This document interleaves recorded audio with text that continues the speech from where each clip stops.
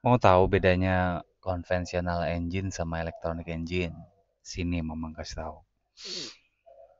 Oke kawan-kawan, em, ini episode pertama ya. Mungkin rada kacau dan rada membosankan karena lebih banyak obrolan voice over dibandingkan gambar-gambar bergerak. Tapi sesuai namanya ini fundamental electronic engine, ini benar-benar dasar pemahaman. Saya nggak ngajak teman-teman buat menghafal, tapi memahami. Kalau sudah paham, nanti mau diputar kemanapun, ya tetap paham. Kalau menghafal nanti lupa. Tapi kalau udah paham, eh, ketemu problemnya beda atau objeknya beda, nanti tetap pemahamannya nggak akan berubah. Oke, harapannya itu ya. Tapi kita lihat aja seberapa sulit sih memahami electronic engine. Nah, di sini kita akan ngobrol seputar perbandingan antara konvensional engine dengan electronic engine. By definition dulu, definisinya electronic engine yang kita maksud adalah mobil yang masih menggunakan bahan bakar mineral ya, mau solar, mau bensin. Electronic engine ini nggak termasuk ke electric vehicle atau EV yang baru-baru keluar ini. Belum masuk sana. Jadi ada konvensional, ada electronic engine, ada electric vehicle. Itu tiga bahasan yang beda. Nanti sekarang kita baru bahas konvensional sama elektrik. Eh, konvensional sama electronic engine. Itu aja dulu. Oke, kalau konvensional kita bisa bicara banyak dulu ya, tapi sekarang saya masih ragu apa seberapa sering kita ketemu di jalan mobil-mobil konvensional. Mobil-mobil konvensional ini maksudnya emang dia kebanyakan eh, kontrolnya ya analog gitu. Analog artinya eh, memang dia cuma nggak pakai ECU atau computerized system gitu nggak, hampir nggak pakai. Eh, Mungkin zaman dulu elektroniknya apa sih, CDI ya. Paling sebatas itu. Tapi itu pun udah CDI udah termasuk ke elektronik ya. Jadi konvensionalnya bener-bener analog, nggak ada digital-digitalan. Dan dulu ya beruntunglah buat buat apa? Buat angkatan 90-an yang ngerasain dari zaman batu sampai zaman digital.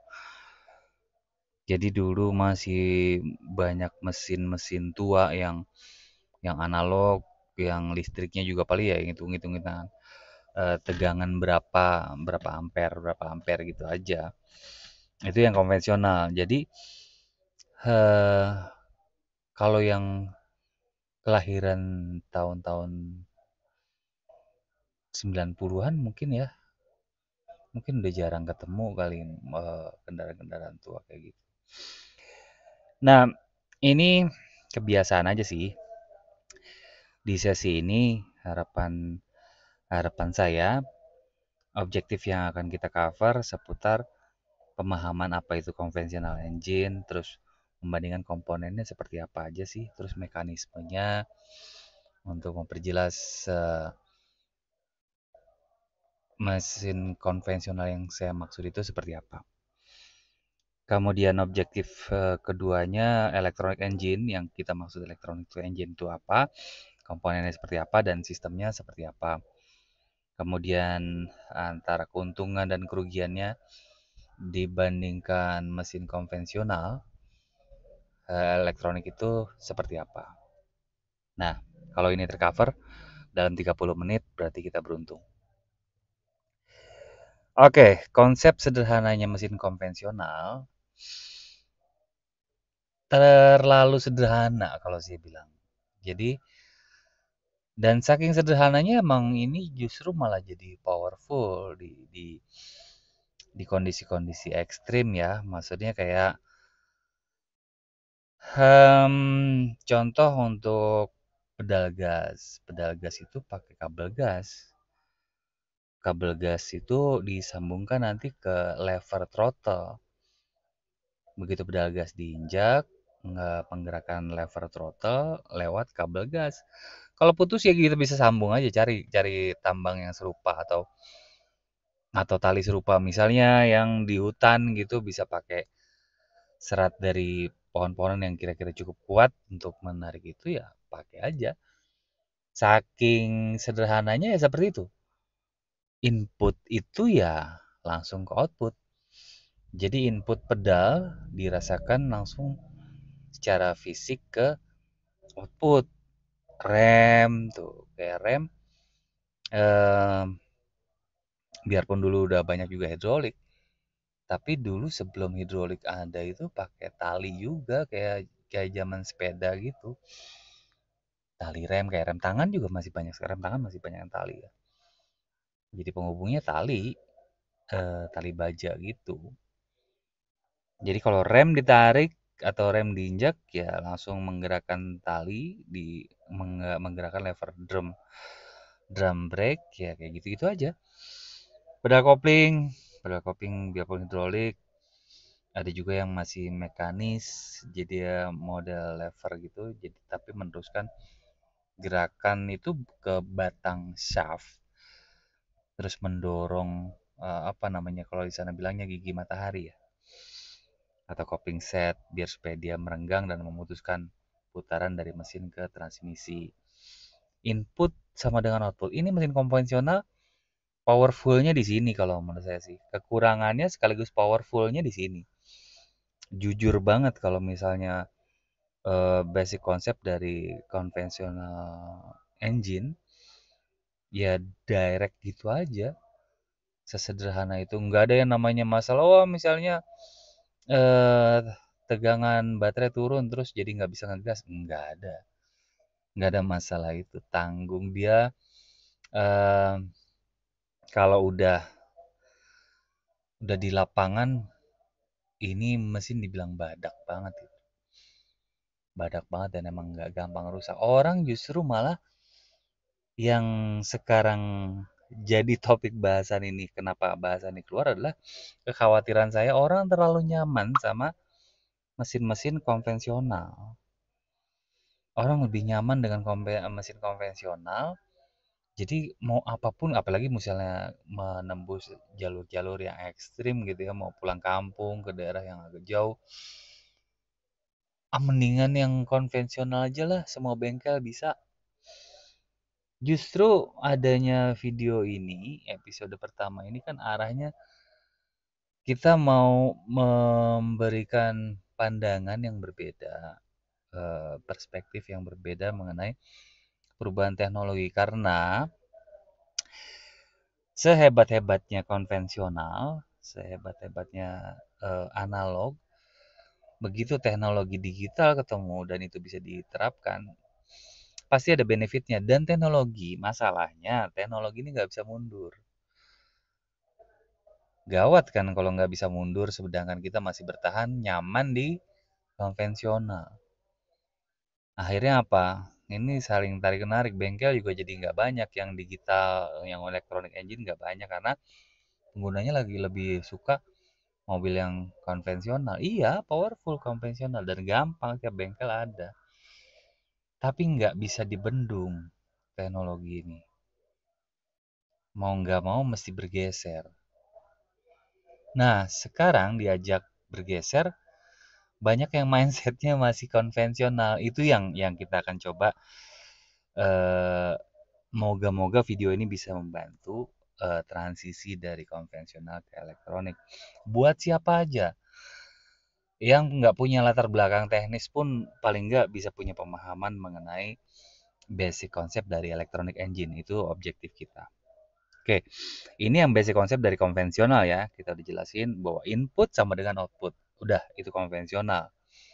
Terlalu mudah untuk dipahami. Contoh yang paling sering dan mungkin sekarang udah jarang kita lihat, mobil karburator. Mobil yang menggunakan karburator. Dulu masih banyak seliweran di jalan. Gijang-gijang tua, yang masih analog juga, diesel juga masih analog, masih pakai busi pemanas, glow plug, injektor. Kalau diesel emang nggak terlalu banyak pengaturan digitalnya ya dulu ya, paling badak itu diesel. Tapi dengan berjalan teknologi, coba sekarang lihat berapa banyak mobil karburator yang berseliweran di jalan.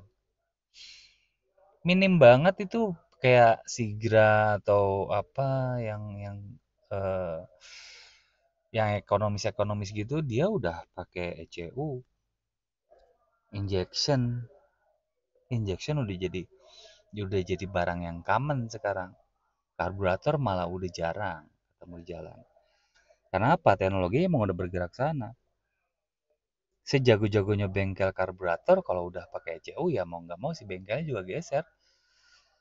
Si bengkelnya harus punya tools untuk melakukan pengecekan ECU. Dan sekarang saat ini video ini dibuat, motor pun udah punya diagnostic tool. Biarpun cuma pakai handphone, itu ada communication adapternya. Communication adapter itu device atau dongle yang dicolok ke soket yang ada di motor atau di mobil, nanti dibaca lewat handphone, koneksi lewat Bluetooth. Itu nanti penjelasan mengenai jalur komunikasi itu kita urut lagi di video berikutnya mungkin. Nggak tahu kalau tercover di video ini. Ini tipikal mesin konvensional yang sering kita lihat. Hampir nggak ada controller yang berarti di sini, kecuali apa yang berarti? Nggak ada sih. Listrik, baterai, aki, pengisian aja nggak pakai digital. Ini pengisiannya masih pakai cut out relay. Jadi kalau misalnya tegangannya udah cukup tinggi, tegangan baterai cukup tinggi, atau eh, tegangan itu diharapkan bisa mengisi aki di 14,5 volt. Kalau misalnya tegangan aki 12, diharapkan tegangan alternator 14. Nah, untuk mempertahankan tegangan alternator output itu di 14 volt, digunakan cutout namanya, atau cathode ya kita bilang. Ini cathode. Jadi untuk membatasi tegangan dari alternator supaya nggak membakar akinya. Itu aja paling. Apalagi yang digital? Nggak ada. Di sini nggak ada yang digital. Semuanya listrik. Plus minus analog gitu aja. Tegangan berapa ampere, dah gitu aja. Ini sistem yang konvensional. Oke. Nah, pembedanya dengan yang electronic engine, kalau tadi input sama dengan output, kalau di electronic engine ada yang namanya proses. Ada proses di situ. Jadi ada komponen input, ada proses, ada output. Jadi yang bermain di sini sebenarnya bukan lagi kabel secara fisik, tapi jalur komunikasi. Jalur komunikasi ini menggantikan semua yang berbentuk fisik kayak kabel tadi, kayak hidrolik tadi. Dipotong dia dengan sinyal. Sinyal apa aja yang bisa jadi input? Nah, di sini dibagi nih. Parameter yang bisa dibaca dan dirubah menjadi sinyal seperti pressure, position, level, flow, temperatur, kemudian tombol action, kita mau buka jendela atau apa. Yang dulu cuma tekan tombol dia mengaktifkan switch, meneruskan tegangan aki, arus dari aki ke motor servo di power window yang kayak gitu. Tombol ini juga sekarang jadi input komponen masuknya untuk memberikan informasi ke CPU atau ECU atau misalnya power window control modul bahwa dia harus membuka pintu. Itu udah diatur secara modul. Sonar misalnya kayak PDC, parking eh, PDC ya, PDS, parking distance sensor. Jadi yang sensor yang membaca jarak antara bodi mobil dengan objek di sekelilingnya, ya, menggunakan beberapa teknologi tuh ya, tapi rata-rata sih kayak sonar ultrasonik gitulah. Biasanya meteran ultrasonik dipakai untuk menentukan level juga. Pressure udah banyak pressure sensor yang kita bisa temukan di mobil. Nanti dari beberapa jenis input yang bisa dirubah jadi sinyal ini, bermacam-macam sensor nanti yang ada di pasaran. Di antaranya ada sensor yang digital, ada sensor sebenarnya digital analog udah bukan sensor lagi. Cuma dibagi dua sih, pasif sensor sama aktif sensor. Pasif sensor ya kalau misal dia membaca segitu, misalnya pakai thermal unit, eh, kalau dia kena panas dia berubah nilai tahanannya, eh, negatif koefisien temperatur atau positif koefisien temperatur, sensornya tetap dia membaca nilai tahanan. Tapi tahan itu mesti ada pembacanya lagi gitu. Kalau misalnya aktif dia perlu power biasanya. Kalau yang pasif dia langsung lempar apa adanya aja. Dia diteruskan satu kabel, kalau dia panasnya berubah maka nilai tahannya berubah, dia akan meneruskan tegangan ke kabel sisi sisi eh, sisi lainnya. Jadi nanti tegangan di sisi A misalnya input, di B-nya akan kebaca berapa tegangan yang atau ampere yang keluar berdasarkan perubahan tahanan yang ada di sensor. Nah, ini cara pengelolaan input komponen supaya nanti bisa dibaca oleh modul prosesor. Prosesor ini dibagi ke dalam modul-modul terpisah ya. Jadi kalau di dalam mobil itu banyak sekali modul. Kalau saya di alat berat modul itu paling cuma 3, paling banyak 4. Tapi tergantung unit ya. Kalau unitnya engine, genset itu nggak terlalu banyak. Tapi kalau misalnya unitnya unit yang bergerak, itu akan banyak sekali tuh.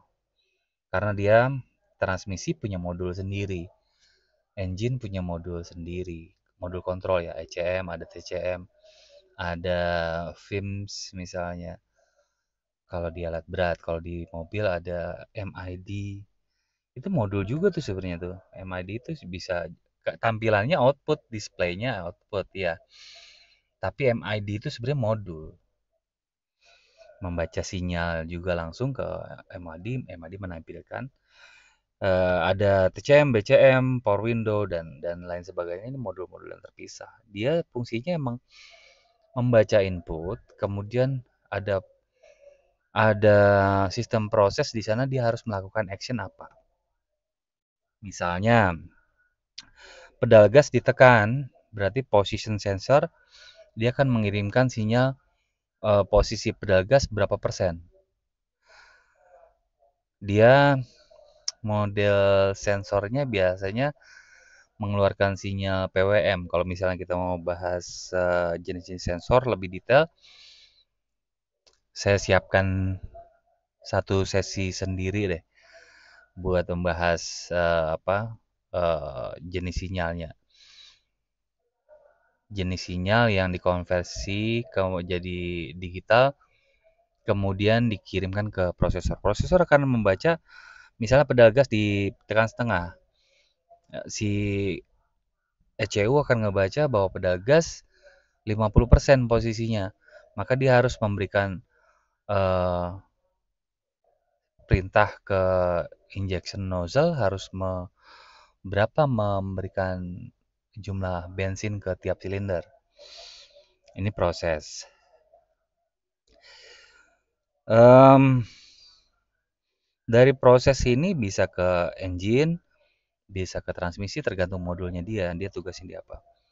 Pokoknya input komponen nanti masuk kemana, tiap modul punya anak buah sendiri lah, kira-kira gitu. ECU nanti sensor inputnya masing-masing tuh, punya beberapa sensor.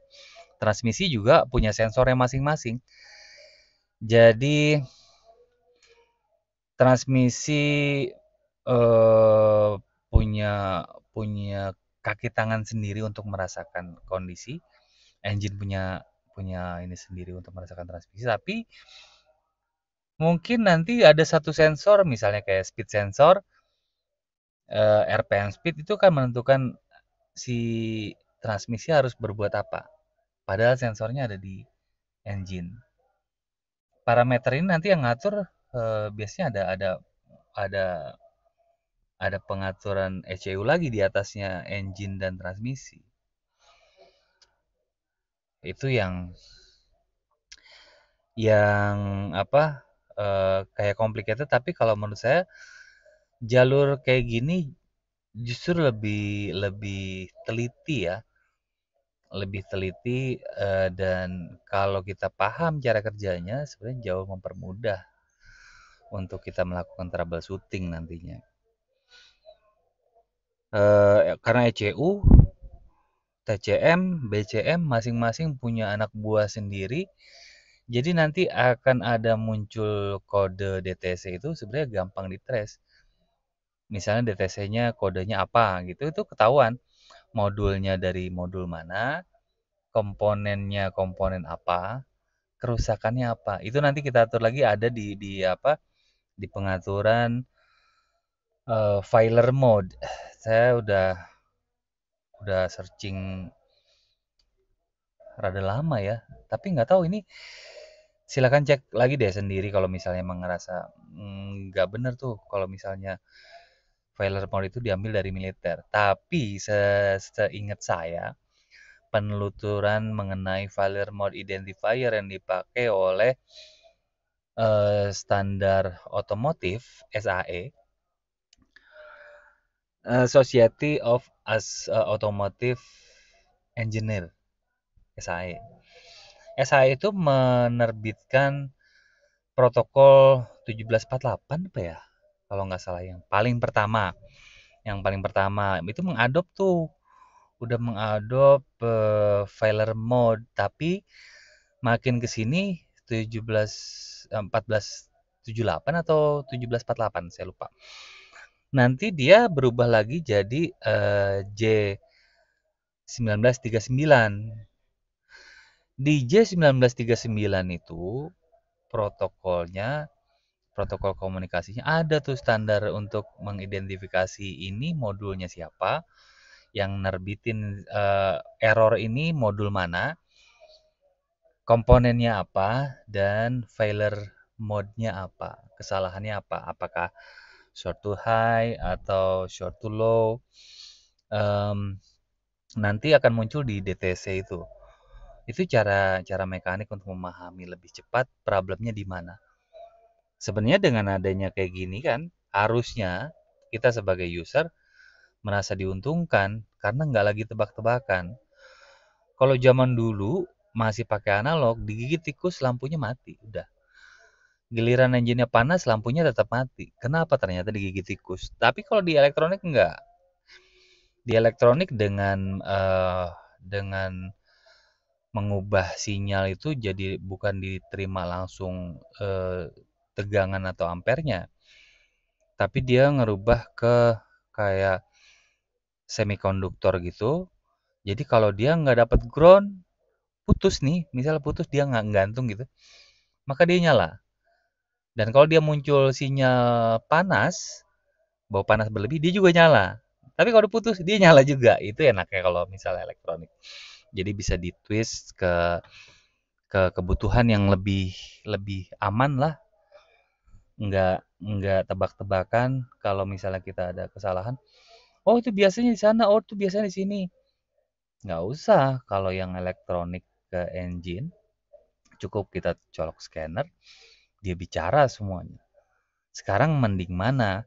Yang analog, yang bisu, kalau nggak bisa dicolok dan nggak bisa diajak ngomong dan dia nggak bisa berbicara bahwa kesalahannya di mana, dibandingkan dengan electronic engine yang kalau kita colok, dia langsung ngadu, "Oh, saya rusak di sini, saya rusak di sini nih. Oh, komponen saya yang ini nih kayaknya pembacaannya erratic." Erratic itu agak-agak nggak jelas datanya, error gitu ya. Mending mana kira-kira? Kalau saya sih sebagai mekanik jauh lebih nikmat itu pakai engine yang elektronik karena hampir semua problem memang disiapkan untuk laporan kalau ada problem. Nggak diem-diem aja. Masalahnya kalau misalnya orang yang terbiasa di konvensional, dia kan ngerasa nih mobil bawel amat sih, baru jalan udah lampunya kedap-kedip, terus ada error lagi, nih error apa ini? Kebanyakan yang orang yang konvensional akan ngerasa nggak betah dengan mobil elektronik karena itu. Terlalu banyak pengaduan, terlalu bawel, terlalu banyak sensor. Kecemplung dikit dia nangis, ibaratnya nangis dalam artian muncul error code di dashboard yang kayak gitu, jadi nggak nyaman. Orang yang analog akan ngerasa nggak nyaman. Tapi kalau buat buat orang yang udah shifting ke electronic engine, dia kan ngerti, oh ini berarti ada lampu indikator engine cek nyala, berarti harus cek ada apa nih di engine, harus hati-hati.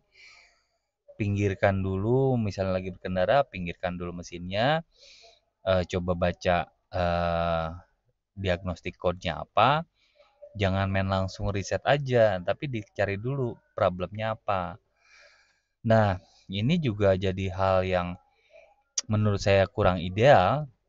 Begitu banyak mobil yang electronic engine, yang udah computerized, tapi minim orang yang punya kesadaran untuk punya scanner tool sendiri. Hmm, kalau misalnya kayak gitu kan jadinya kita susah sendiri ya, punya mesin pintar, tapi nggak punya alat untuk mengerti mesin itu sedang apa. Jadi, sebaiknya kalau mau punya mesin yang computerized zaman sekarang ya beli scanner-scanner sederhana lah, yang di bawah 1 juta banyak, yang di atas 1 juta juga ada, yang lebih komplit. Kalau mau belajar coding, programming, dan tweaking mobil biar sesuai harapan yang kita pengen kayak gimana ya, ada juga yang lebih mahal di atas 10 juta. Tapi balik lagi ke preferensi masing-masing. Yang jelas, kalau punya mobil yang sudah computerized, sebaiknya punya tool scanner. Seperti apa tool scannernya?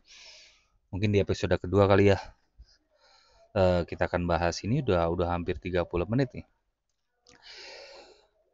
Masih ada 2 menit tersisa. Saya akan coba bahas di terakhir output. Jadi dari modul computerized tadi itu eh, diteruskan ke outputnya apa. Kalau tadi kita bandingkan dengan analog, dia berupa kabel kabel baja dari pedal gas ke throttle gas, dari rem ke drum, master, terus kopling ya kayak gitu. Ini dia penyambungnya ke output komponen, ya tetap digital juga, sama digital juga, tapi berupa sinyal atau eh, ampere. Misalnya kayak display nggak mungkin ampere ya. Kalau MID itu berupa data, udah pasti data dia. Data bit and byte itu diteruskan ke dalam data digital ke multi information display seperti engine RPM, terus kecepatan berapa kita berjalan, terus temperatur coolant berapa, eh, temperatur coolant, terus apa lagi, eh, fuel level, fuel kita ada berapa persen, tegangan baterai berapa. Nah, itu multi information display. Ini emang saya jujur di awal-awal di mobil itu dengar MID karena kebiasaan di alat berat, saya membayangkan MID itu bukannya salah. Maksudnya MID itu kan bukannya modul identifier. Kalau di alat berat MID itu adalah kode-kode dari si komputer proses tadi, ECU, TCM, BCM, itu ada MID-nya masing-masing gitu. Nah, MID di kita itu singkatannya modul identifier. Jadi modul apa? Modul ECU. Oh, modul ECU 0,2. Modul ECM misalnya, modul ECM 0,1 misalnya. Jadi MID kode itu dia sebenarnya untuk mengidentifikasi modul. Tapi kalau di mobil enggak. MID itu singkatan dari multi information display. Nah, ini berarti dia masuknya ke output komponen. Nah, output komponen lainnya dari ECU bisa aja dia menggerakkan solenoid, TCM menggerakkan solenoid itu udah common banget kayak di apa mesin-mesin yang transmisi otomatis dia nerusin ke solenoid. Dia menggerakkan solenoid untuk menggerakkan valve, hydraulic valve supaya dia bisa mengubah gigi 1 gigi 2 tanpa kita memindahkan pada apa? Tuas gigi karena udah otomatis. Fuel actuator kayak pedal gas diinjak, ECU bilang gas tolong tambahin, masuknya ke fuel actuator, dia akan nambahkan jumlah gas, jumlah bensin yang ke dalam ruang bakar. Itu tugasnya output komponen. Output komponen apa lagi? Banyak, masih speaker output komponen. Speaker termasuk output komponen dan banyak lagi lampu juga output komponen karena dia output dari proses yang sedang dibuat. Cukup udah 30 menit video saya episode pertama ini moga-moga bisa sedikitnya mengarahkan teman-teman yang terbiasa konvensional untuk mengenal lebih jauh electronic engine itu seperti apa. Nggak segitu menakutkan sih, tapi kalau misalnya masih takut, ikuti episode keduanya nanti. Kita secara visual kita bareng-bareng untuk ngecek sensor di mobil Opel Blazer tuh seperti apa. Dan kita mulai masuk ke diagnostik boardnya, onboard diagnostiknya kita coba koneksi dengan scanner tool dan melihat problemnya seperti apa. Sekali lagi saya nggak minta untuk menghafal, tapi moga-moga bisa jadi pemahaman yang bagus dan bisa kita bawa ke episode kedua nanti kita ngobrolnya lebih enak. Itu aja dulu. Terima kasih buat waktunya. Semoga jadi ilmu yang bermanfaat. Assalamualaikum warahmatullahi wabarakatuh.